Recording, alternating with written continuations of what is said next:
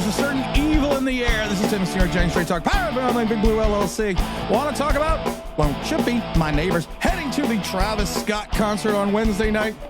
How parts of giant Twitter and social media are freaking out that he had the audacity on a Wednesday night to go to a concert that was at, wait for it, MetLife Stadium.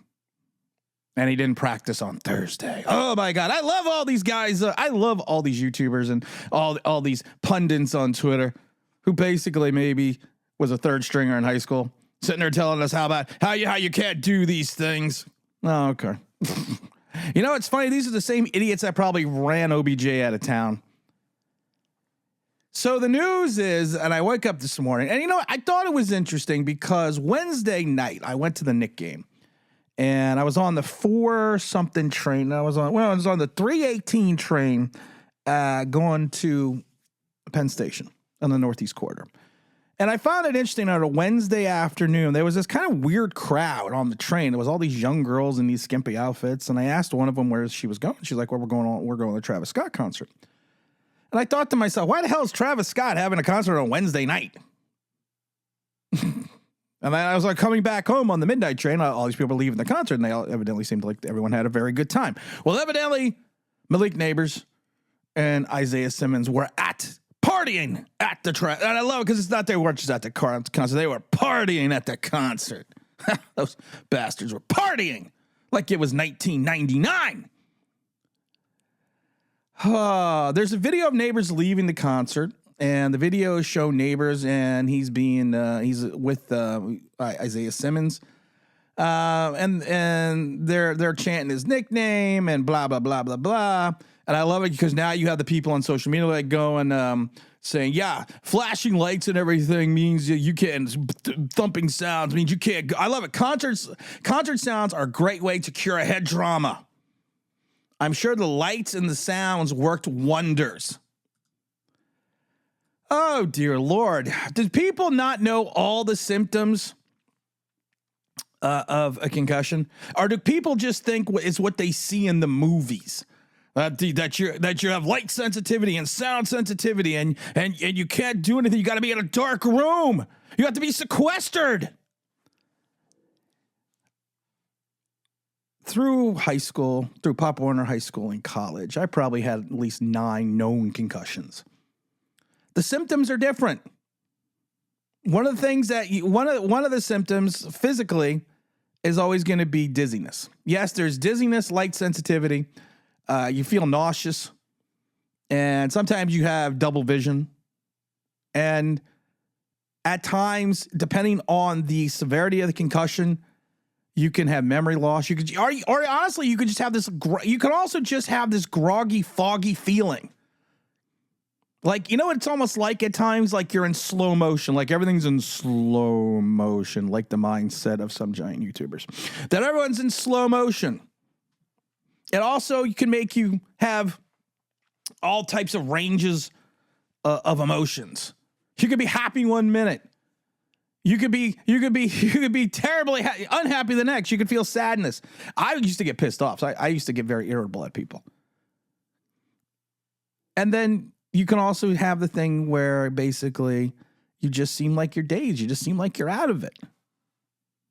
And you could tell at times when I had concussions because you would talk more deliberately. You would talk more slowly because you just would, you know, you're just kind of off. You're clumsy. You know, your mood is off.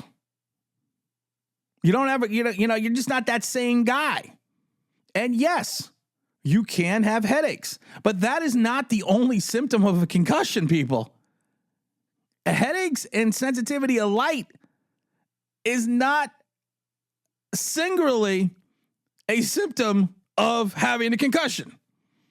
Shockingly, wait for this, you can have all the other symptoms without having a headache, without having sound sensitivity or light sensitivity. You can have that. You can't. I know it's shocking to some. And when you have all the other symptoms and you don't have the light sensitivity and the sound sensitivity, I'm going to tell you this. If you go to a concert, if you go to a club, it's not all of a sudden going to appear. It's how your body reacts.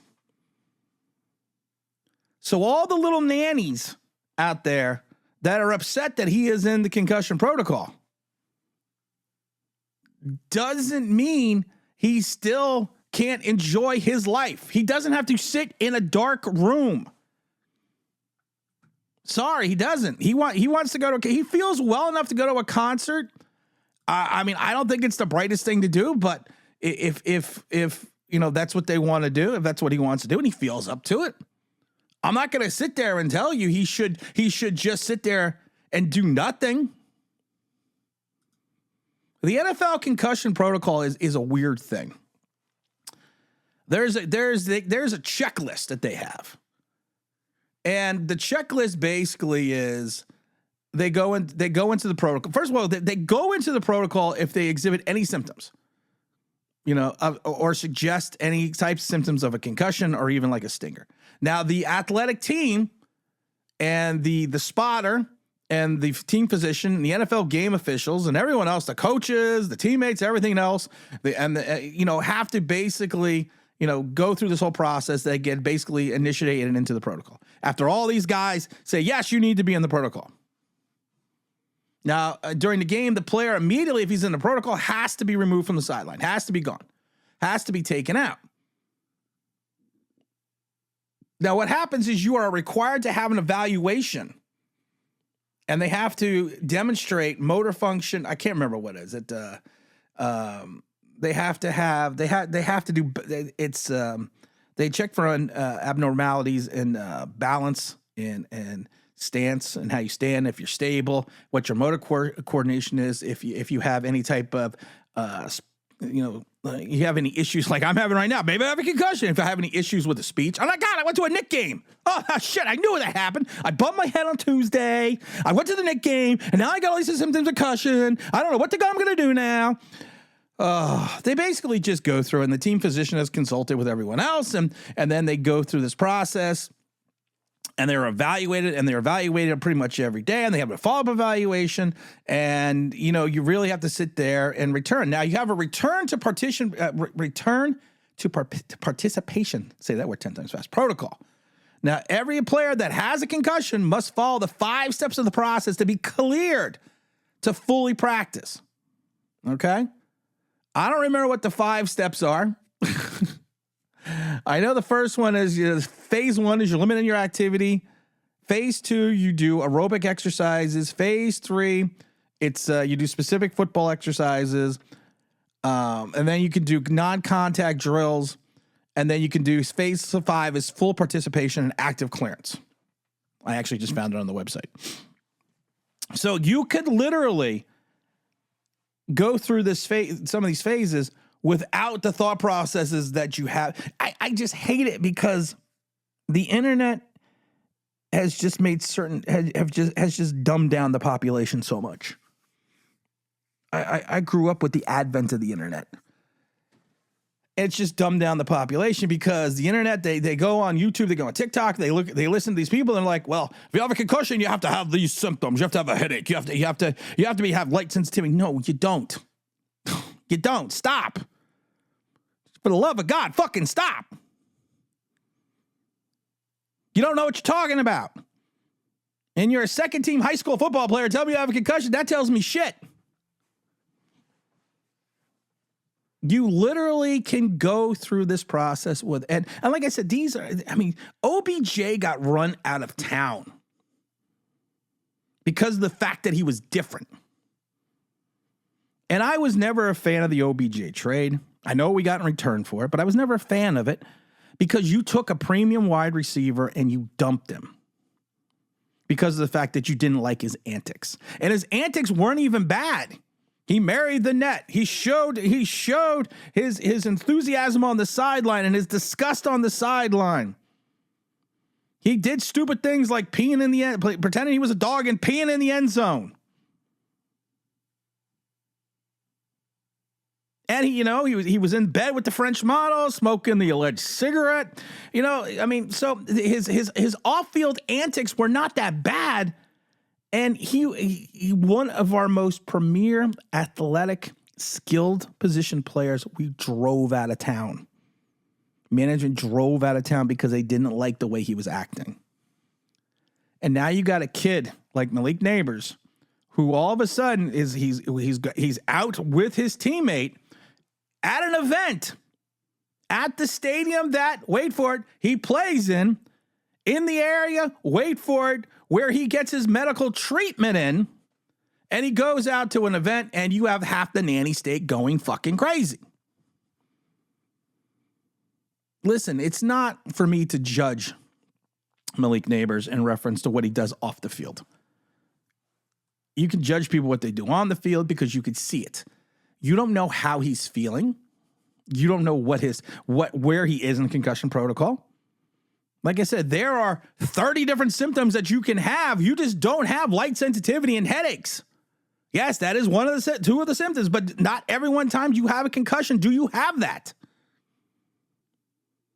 I had a concussion on a Saturday, and I felt fine. I just felt kind of weird. And like by Tuesday, I thought it was still Saturday. I didn't have a headache. I didn't have light sensitivity. I didn't have any issues to sound. I was nauseous a little bit. But I had general confusion because it's a brain injury. It's a brain trauma. Why do I have to be the voice of reason of this shit? Who the hell anointed me that? That can't be right. I'm supposed to be the one that hates everyone. I'm supposed to be Mr. Negativity. But somehow this is still going to come off as negative to certain people.